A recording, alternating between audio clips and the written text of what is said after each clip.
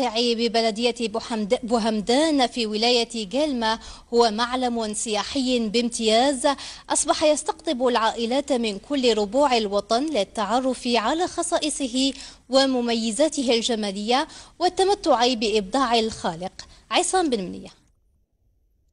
هنا يقع غار الجمع بهذه المنطقة الجبلية ببلدية بوهمدان بجالمة، معلم سياحي بامتياز أصبح يستهوي العائلات وفئة الشباب بغية اكتشاف خباياه وحقيقة الأسرار الغريبة والأساطير التي ظلت مولة على مدار العصور جيلا بعد جيل. المنطقة هذه راهي معزولة وماهيش مسموعة، تعتبر كما نقولوا من أحسن المناطق في شمال إفريقيا باعتراف من طرف المؤرخين. والغريب في المغارة أنه ولحد الآن لم يستطع أي شخص تحديد عمقها ولا مسارها، على الرغم من المحاولات الكثيرة لبعض الفضوليين ليكتفي زائروها فقط بسحر جمالها وإبداع خالقها والاستمتاع بنقل أساطيرها. هذه المرة الوحيدة التي تشرفنا فيها بزيارة هذا الغار، وحسب المعلومات التي بحوزتنا أنه غار كبير وطويل ويعني لا يمكن أن نصل إلى نهايته، فنحن جئنا في زيارة عائلية مع الأبناء من أجل اكتشاف هذا الكنز الثمين الموجود في المنطقة المجاورة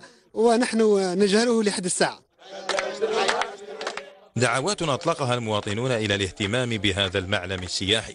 أحد المؤهلات الخصبة من السياحية، المؤهلات السياحية الخصبة اللي تتمتع بها البلدية، والشيء اللي نتمنوه ونوجهوه عبر قناة الشروق سواء للسلطات المحلية وعلى رأسهم مدير السياحة لولاية جالمة، هو أنه يتكفل بهذا المكسب، أنا نسميه مكسب.